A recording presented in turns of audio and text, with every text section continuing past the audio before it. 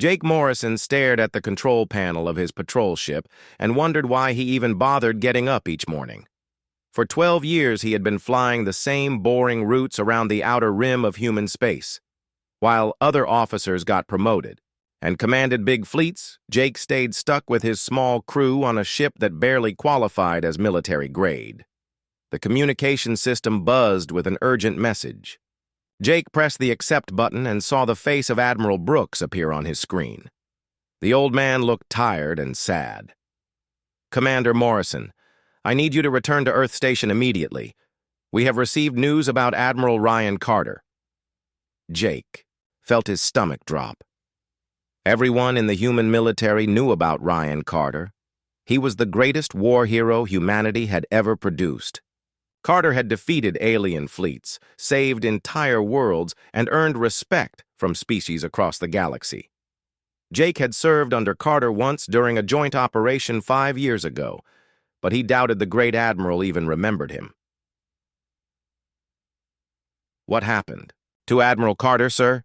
Jake asked. "He fell in battle against the Korthak Empire 3 days ago. His fleet was destroyed, but they took out the enemy command ship. Carter died a hero's death." Jake closed his eyes. Another good man lost to the endless wars that plagued human space. The Korthak were savage aliens who attacked human colonies without warning. They showed no mercy and took no prisoners. "I understand. Sir, my condolences to his family."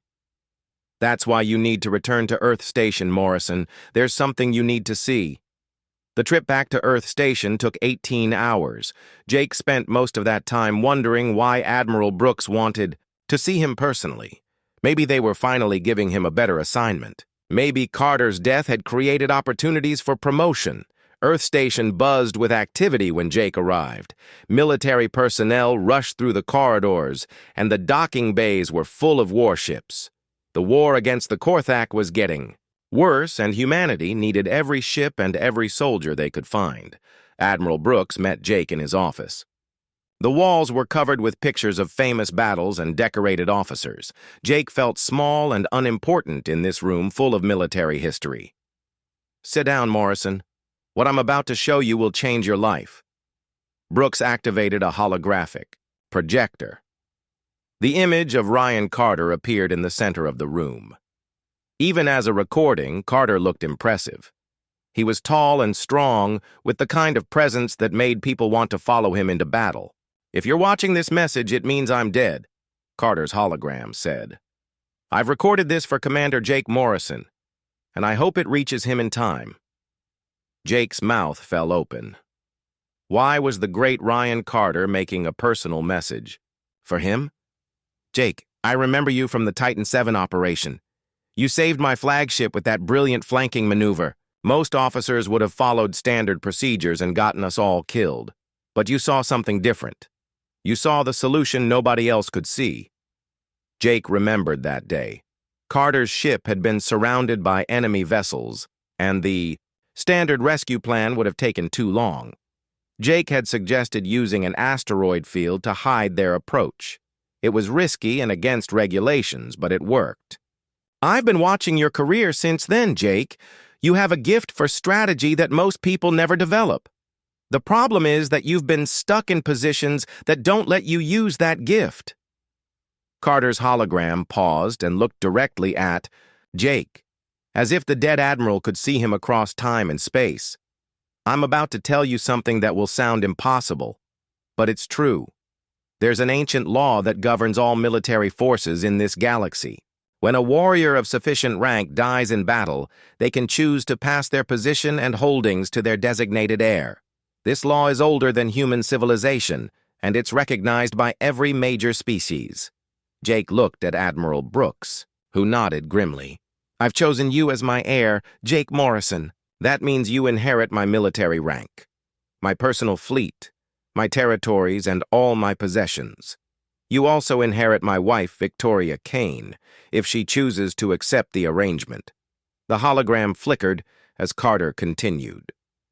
"I know this sounds crazy, but Victoria is the finest warrior I've ever known. She's also the most stubborn person in the galaxy. She won't make this easy for you. But if you can earn her respect, you'll have a partner who can help you build something greater than anything I ever achieved." Carter's expression grew serious. "The Korthak aren't finished with us, Jake. My death will only make them more aggressive. They'll want to destroy everything I built, starting with whoever replaces me. You'll need to be smarter and stronger than I ever was, but I believe you can do it." The hologram faded, leaving Jake alone with Admiral Brooks. "Is this real?" Jake asked. "I'm afraid so, Morrison. As of today, you hold the rank of Fleet Admiral. You command Carter's personal squadron of 12 ships, including his flagship, the Aurora. You also control mining rights on 6 worlds and trade agreements with 4 alien species." Jake felt dizzy. Yesterday, he had been a nobody commanding a patrol ship. Today, he was one of the most powerful military officers in human space. What about his wife? "Victoria Kane is currently on the Aurora. She's waiting to meet you." "I should warn you, Morrison, she's not happy about this arrangement. Kane is a decorated combat veteran with over 100 confirmed kills. She's dangerous even when she's in a good mood." Jake stood up on shaky legs. His life had just been turned upside down, and he had no idea how to handle any of it. "Do I have a choice in this, sir?" Admiral Brooks smiled sadly. "The inheritance is automatic under galactic law. But how you handle it is up to you. Carter believed you could fill his shoes. I hope he was right, because humanity needs strong leaders now more than ever." Jake left the office with orders to report to the Aurora immediately. As he walked through the station corridors, he wondered if Ryan Carter had made a terrible mistake. How could a forgotten patrol ship commander possibly replace the greatest war hero in human history? The Aurora was the largest warship Jake had ever seen up close. The massive vessel stretched for almost 2 miles and carried enough firepower to destroy entire fleets. As Jake's transport shuttle approached the docking bay, he could see turrets and missile pods covering every surface. This was a ship built for war. The docking bay was busy with crew members performing maintenance on fighter craft and loading supplies. Jake noticed that everyone stopped working to stare at him as he walked toward the main corridor. Word had already spread that Carter's replacement had arrived. A young officer approached Jake and saluted sharply. "Fleet Admiral Morrison, I'm Lieutenant Danny Hayes. I've been ordered to escort you to the bridge." Jake felt uncomfortable with his new title, but he returned the salute. The corridors of the Aurora were wider than anything on Jake's old patrol ship. The walls displayed screens showing ship status and tactical information. Everything about this vessel screamed military power and efficiency. "How long have you served on the Aurora, Lieutenant?" Jake asked as they walked. 3 years, sir. Admiral. Carter recruited me personally after I graduated from the academy. He was a great man, sir. The crew is having a hard time accepting his death." They reached a lift that carried them up to the command deck. Jake's nerves grew worse with each passing floor. He was about to meet Victoria Kane, the woman who was now technically his wife, according to ancient galactic law. The bridge was impressive, with multiple levels of control stations and a central command area that gave the officer in charge a view of everything. Jake had studied the Aurora's specifications during his academy training, but seeing it in person was different. "Admiral, Morrison has arrived," Lieutenant Hayes announced to the bridge crew. A woman turned around from the main tactical display, and Jake understood immediately why Victoria Kane was legendary throughout human space. She stood 6 feet tall with the kind of muscle that came from years of combat training. Scars crossed her arms and face, each one telling a story of battles fought and won. Her dark hair was pulled back in a military style, and her eyes were the coldest blue Jake had ever seen. "So you're the man who thinks he can replace my husband," Victoria said. Her voice carried the authority of someone who had commanded troops in desperate battles. "I'm Jake Morrison, and I never asked for this position," Jake replied, trying to keep his voice steady. Victoria walked toward him, and Jake noticed that every person on the bridge was watching this confrontation carefully. The crew was waiting to see if their new commander would survive his first meeting with the warrior queen. Ryan Carter was the greatest military leader humanity has ever produced. He earned his position through blood and courage. What have you done to deserve his legacy? Jake felt anger rising in his chest. He had spent 12 years serving his people honorably, even if nobody had noticed. I've kept the Outer Rim safe for 12 years. I've saved colonist ships from pirates and protected trade routes from raiders. Just because my victories weren't famous doesn't mean they weren't important. Victoria stepped closer until she was only inches from Jake's face. The Outer Rim is peaceful because men like my husband fought the real wars. You've been playing soldier while he died fighting the galaxy's worst enemies. The bridge was completely silent now.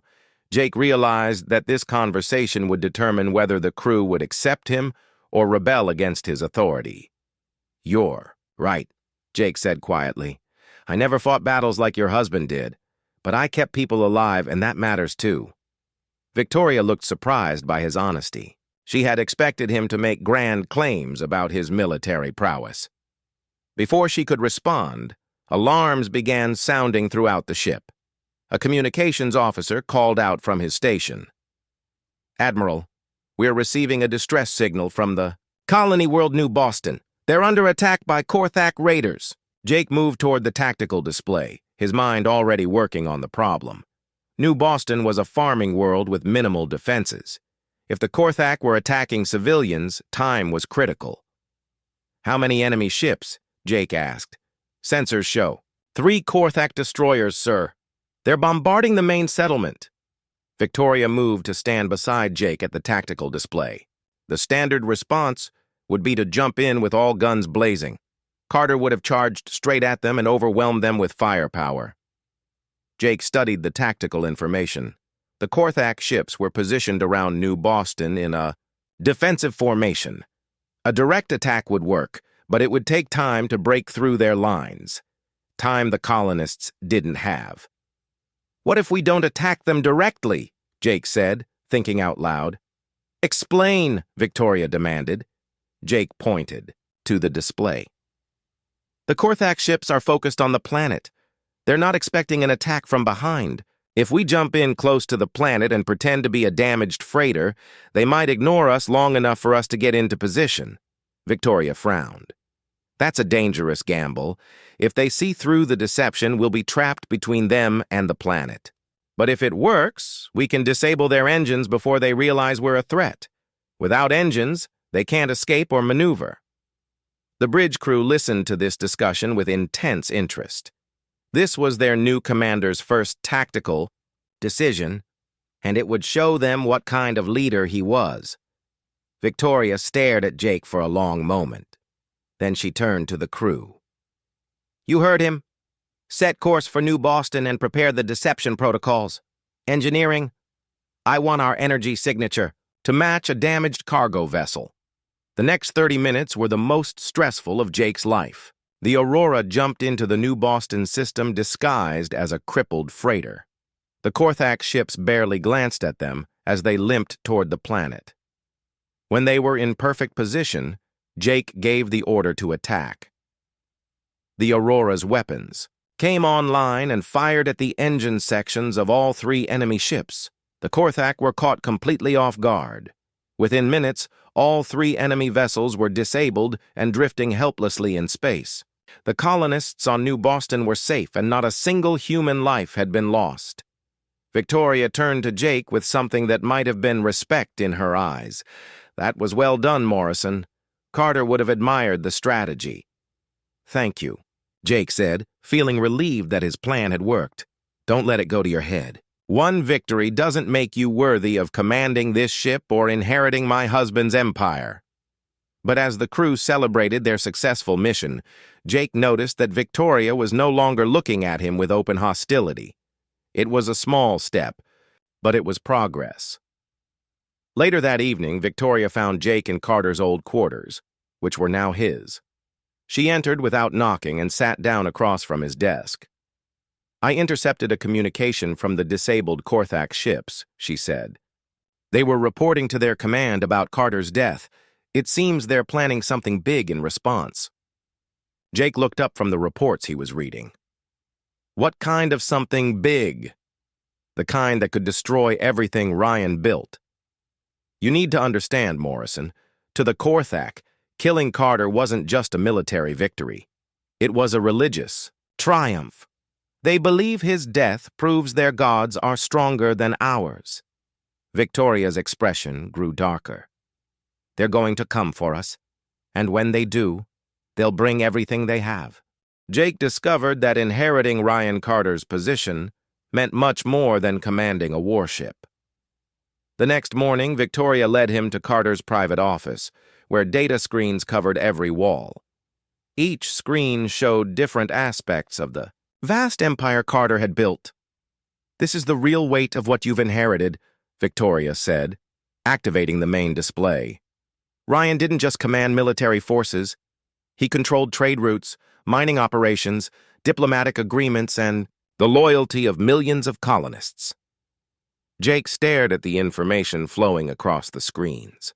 There were contracts with alien species he had never heard of, mining rights on planets scattered across 3 star systems, and trade agreements that generated enough money to fund entire fleets.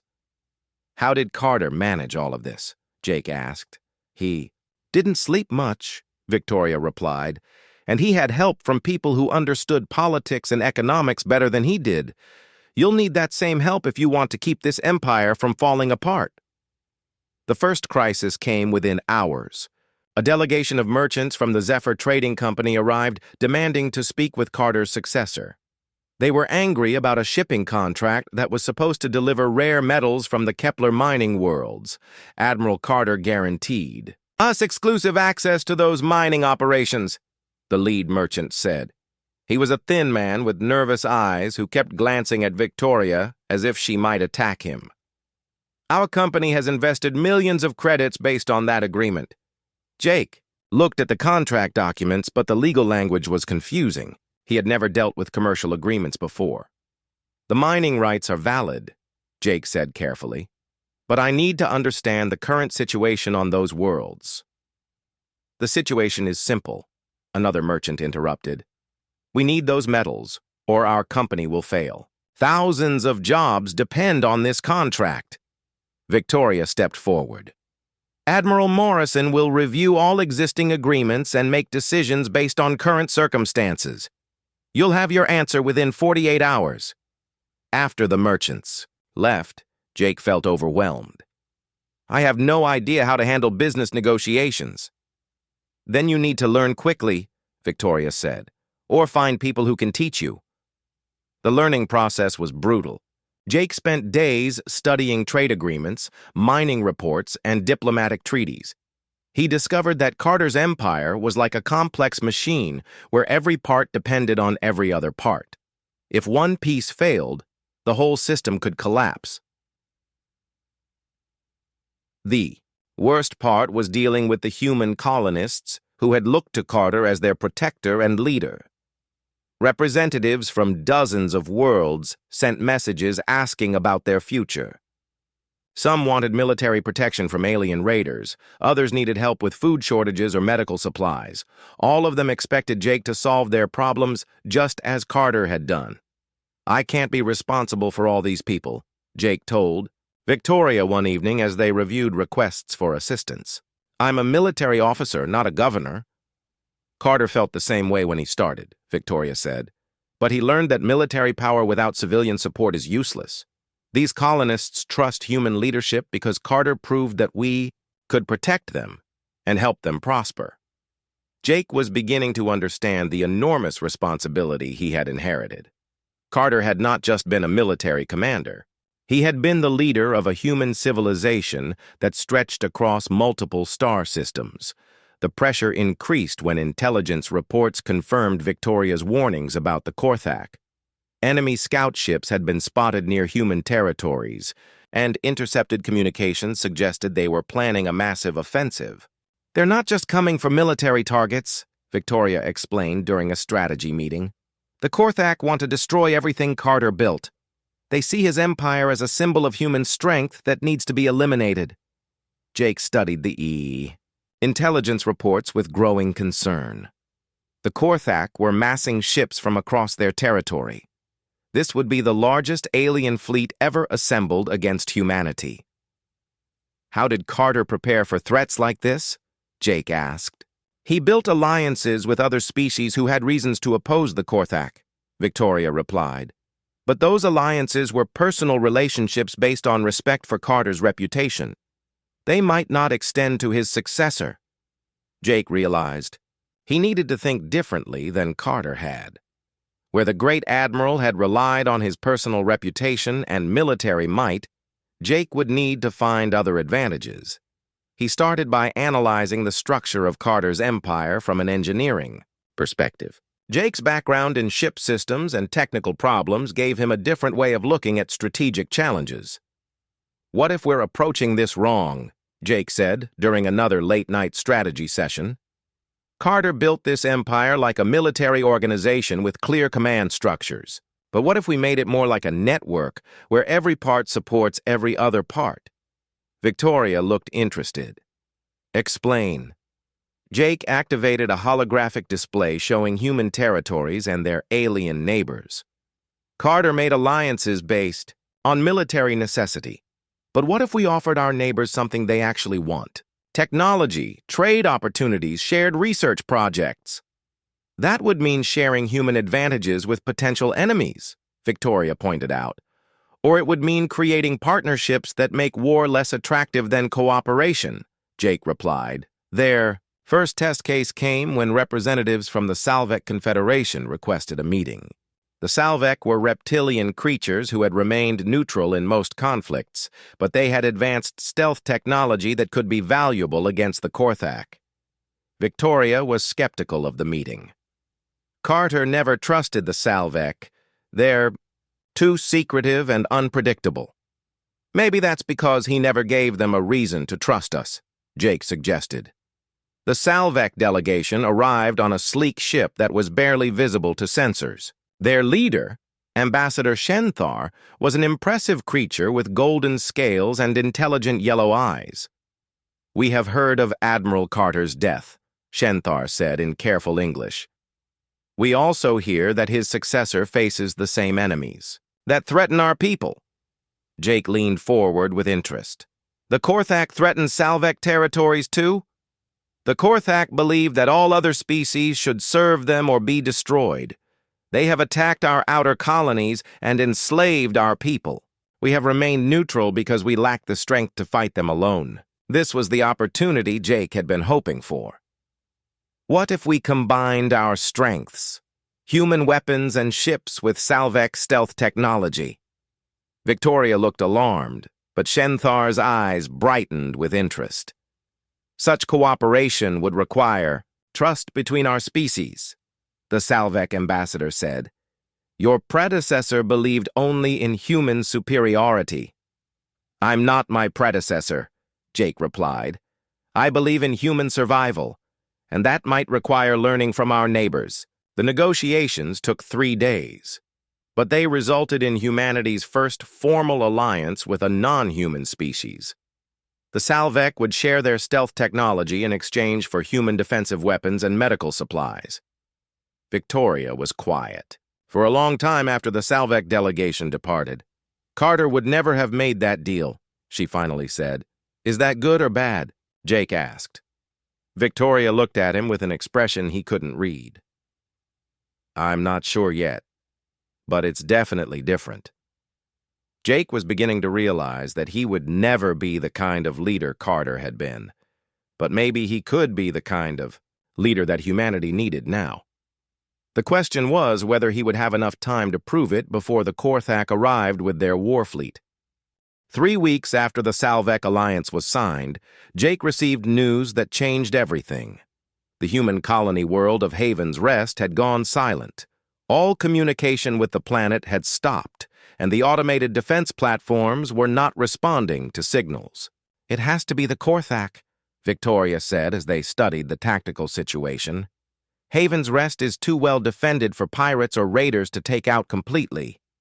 Jake looked at the star charts. Haven's Rest was home to almost 2 million colonists, including many families who had fled war zones in other parts of human space. If the Korthak had captured the planet, Those people were either dead or enslaved. How long would it take to get there with our current fleet? Jake asked. 18 hours at maximum speed, Victoria replied. But if it's a trap, we could be walking into a Korthak ambush. Jake made his decision quickly. We can't abandon 2 million people.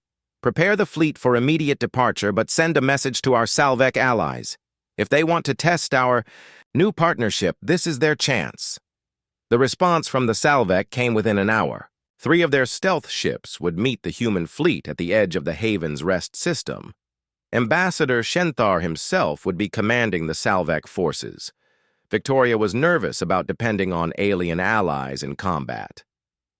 We don't know if their stealth technology will work against Korthak sensors, and we don't know if they'll actually fight when things get dangerous. We're about to find out, Jake said. The journey to Haven's Rest gave Jake time to think about leadership and the differences between himself and Carter.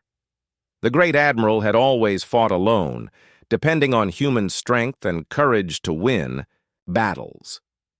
But Jake was leading humanity into an era where cooperation with other species might be necessary for survival. When they arrived at Haven's Rest, the situation was worse than they had feared. Long-range sensors showed 6 Korthak warships in orbit around the planet. The human defense platforms had been destroyed, and several cities were burning. They're not just occupying the planet, Victoria observed grimly. They're systematically destroying everything humans built there. Jake opened a communication channel to the Salvek ships, which were invisible to human sensors, but staying in contact through encrypted signals. Ambassador Shenthar, what do your sensors show? The Korthak ships are older designs with limited sensor capability, the Salvek leader replied. Our stealth systems should be effective, but there is something else you should know. We detect Korthak ground forces at multiple locations on the planet's surface. Jake felt sick. If there were Korthak soldiers on the ground, it meant they were hunting human civilians. Every minute of delay meant more innocent people would die. Here's what we're going to do, Jake announced to both his human crews and his Salvek allies. The Aurora will approach the planet openly and challenge the Korthak ships to combat. While they're focused on us, the Salvek ships will use their stealth advantage to attack from behind. Victoria looked concerned. That puts us at the center of 6 enemy ships. If the Salvek attack fails, we'll be trapped. Then we'll have to trust our new allies, Jake replied. The plan began with the Aurora dropping out of hyperspace directly in front of the Korthak fleet. Jake opened a communication channel to the enemy ships. This is Fleet Admiral Jake Morrison of the Human Navy. You are in violation of human space and are ordered to withdraw immediately. The response came from the largest Korthak ship, the Alien. Commander appeared on screen, and Jake saw his first living Korthak warrior. The creature looked like a cross between a lizard and a wolf, with sharp teeth and yellow eyes that burned with hatred.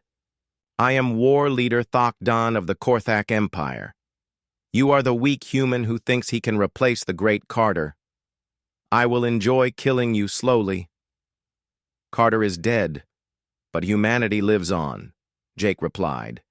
You're about to learn that we're stronger than you think. The Korthak ships moved to attack formation just as Jake had hoped. All 6 enemy vessels focused their weapons on the Aurora, leaving their rear sections undefended. That was when the Salvek struck. 3 stealth ships appeared behind the Korthak fleet like ghosts materializing from empty space. Their weapons were different from human designs, using concentrated energy beams that cut through enemy armor like knives through paper. 2 Korthak ships were disabled immediately. The others tried to turn and fight, but they were caught between human weapons in front and Salvek attacks from behind. The battle was over in minutes. 4 Korthak ships were destroyed and 2 were captured. But Jake knew the real fight was just beginning. Victoria, prepare ground assault teams, Jake ordered. We need to rescue as many colonists as possible before the Korthak kill them. The ground operation was a joint effort between human Marines and Salvek soldiers. Jake was impressed by how Well, the two species worked together despite never having fought side by side before. Ambassador Shenthar's troops were experts at moving unseen and striking without warning. They freed hundreds of human prisoners from Korthak, holding camps while the Marines engaged enemy forces in direct combat. Jake and Victoria led the assault on the Planetary Governor's Complex, where the largest group of hostages was being held. The building had been turned into a fortress, with Korthak soldiers at every entrance. "This is where Carter would have charged straight through the front door," Victoria said as they studied the building from a hidden position. "Good thing I'm not Carter," Jake replied. He activated his communicator and spoke to the Salvek team leader. "Can your people get inside without being detected?" "We can reach the hostages, but we cannot extract them without fighting," came the reply. Jake had an idea.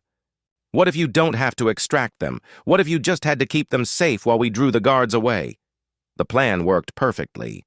While Jake and Victoria led a loud, obvious attack on the front of the building, the Salvek soldiers slipped inside and protected the hostages from harm. The Korthak soldiers rushed to defend against the human assault, leaving the prisoners unguarded. Within an hour, over 3,000 colonists had been rescued. Many were injured, but they were alive and free. As Jake watched human medics working alongside Salvek healers to treat the wounded, he realized something important had happened. This wasn't just a military victory. It was proof that different species could work together for common goals. Victoria found him during the cleanup operations. She had a cut on her forehead from the fighting, but she was smiling for the first time since Jake had met her. "That was well done, Morrison. The coordination between our forces and the Salvek was flawless." "It felt right," Jake said. "Like this is how things should be." Victoria's expression grew more serious. "The Korthak prisoners are talking. They confirmed that war leader Thexkar is assembling the largest fleet in their history. He blames Carter's successor for this defeat and wants personal revenge." Jake felt a chill of fear. "How long do we have?" "Maybe 2 months before they're ready to attack." "But Morrison, there's something else. The prisoners say Thexkar has challenged you to single combat. In Korthak culture, if you refuse the challenge, it proves you're a coward and unworthy of leading humans." Jake realized that his greatest test was still ahead of him. He had proven he could work with aliens and win battles through cooperation, but could he face the galaxy's most dangerous warrior in personal combat? "Carter died fighting Thexkar. In single combat," Victoria continued. "The Korthak leader is the one who killed your predecessor." As they prepared to leave Haven's Rest, Jake knew that everything had changed. He was no longer just trying to fill Carter's position. He was becoming something new, something that combined human courage with alien wisdom. But first, he would have to survive a duel with the creature that had killed the greatest warrior humanity had ever produced. The Korthak fleet arrived at the Epsilon Reach system exactly when intelligence reports had predicted. Jake stood on the bridge of the Aurora and watched as enemy ships dropped out of hyperspace like deadly flowers blooming in the darkness. There were more than anyone had expected. Nearly 200 warships of various sizes. "My God," whispered Lieutenant Hayes. "That's the largest alien fleet ever assembled." Jake felt fear in his stomach, but he also felt something else. Confidence. Over the past 2 months, he had built something that Ryan Carter never could have imagined. Human ships flew alongside Salvek vessels and ships from 3 other species that had joined their alliance. Even some Korthak rebels who opposed Thexkar's rule had come to fight against their own people. "Open a channel to all allied ships," Jake ordered. "This is Fleet Admiral Morrison. Today we don't fight just for humanity. We fight for the idea that different species can work together instead of destroying each other." Victoria stood beside him, wearing the same battle armor she had worn when she fought alongside Carter. But now she was fighting alongside Jake, and that felt right in a way that surprised both of them. "Incoming message from the enemy flagship," the communications officer announced. The main screen filled with the image of war leader Thex-Kar. The Korthak commander was massive, even for his species, with scars covering his face and arms. His eyes burned with hatred that seemed to reach across space. "I am Thex-Kar, killer of the false hero Carter. I have come to destroy his pathetic successor and everything the humans have built." Jake stepped forward. "I'm Jake Morrison, and I'm not here to replace Ryan Carter. I'm here to build something better than what came before." Thex-Kar's lips pulled back to show rows of sharp teeth. "You lead alien dogs into battle like a coward. Carter at least fought with honor, human against Korthak. You shame his memory. Carter fought alone and died alone," Jake replied. "I fight with allies and friends. That makes me stronger, not weaker." "Then face me in single combat as he did. Prove you are worthy to lead, or watch as I burn every human world to ash." Victoria grabbed Jake's arm. "Don't do it. Thex-Kar has killed dozens of warriors in single combat. He's faster and stronger than any human." Jake looked at her and smiled. "You're right. He's stronger than any human. But I'm not fighting as just a human anymore." Before Victoria could stop him, Jake activated the communication channel. "I accept your challenge, Thex-Kar, but I choose the terms. Single combat between champions, but my champion includes my bondmate. In human culture, married warriors fight as one." Thex-Kar roared with laughter. "You bring a female to do your fighting? This will be even easier than killing Carter." "Then you accept the terms?" Jake asked. "I accept. Prepare to die, coward." An hour later, Jake and Victoria stood in the Aurora's main shuttle bay, which had been cleared for the duel. Thex-Kar's shuttle had docked, and the massive Korthak warrior stepped out accompanied by two smaller aliens who served as witnesses. Thex-Kar was even more impressive in person. He stood almost 8 feet tall and carried a weapon that looked like a cross between a sword and a club. His movements were smooth and deadly, like a predator that had never known defeat. "You are smaller than Carter," Thex-Kar observed as he studied Jake. "And you smell of fear." "Everyone smells of fear before a fight," Jake replied. "The smart ones use that fear to stay alive." Victoria stepped up beside Jake, her own weapons ready. She carried 2 curved blades that had been gifts from Carter, and she moved with the deadly grace of a born warrior. "2 against 1 is hardly honorable," Thex-Kar said. "You killed my first husband," Victoria replied coldly. "This is personal." The duel began without ceremony. Thex-Kar charged forward with surprising speed for such a large creature. His weapon swept toward Jake's head in an arc that would have decapitated him instantly, but Jake wasn't where the weapon expected him to be. He rolled to the side while Victoria attacked Thex-Kar from the opposite direction. Her blades sparked against the alien's armor, but she had his attention now. The fight became a deadly dance. Jake and Victoria moved around each other like they had been fighting together for years. When Thex-Kar focused on one of them, the other attacked from behind or from the side. Neither human could have faced the Korthak warrior alone, but together, they were more than the sum of their parts. Thex-Kar began to realize that he was in serious trouble. Every time he tried to finish one opponent, the other would force him to defend himself. The 2 humans fought like a single creature with 4 arms and 4 legs. "This is not how Carter fought," Thex-Kar snarled as he blocked Victoria's blade with his weapon. "Carter fought alone and died alone," Jake replied, striking at the alien's leg with a plasma blade. "We fight together and live together." The battle lasted for 20 minutes.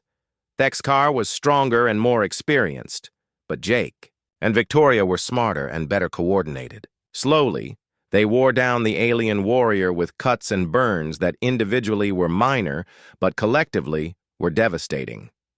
The end came when Victoria distracted Thex-Kar with a high attack, while Jake went low.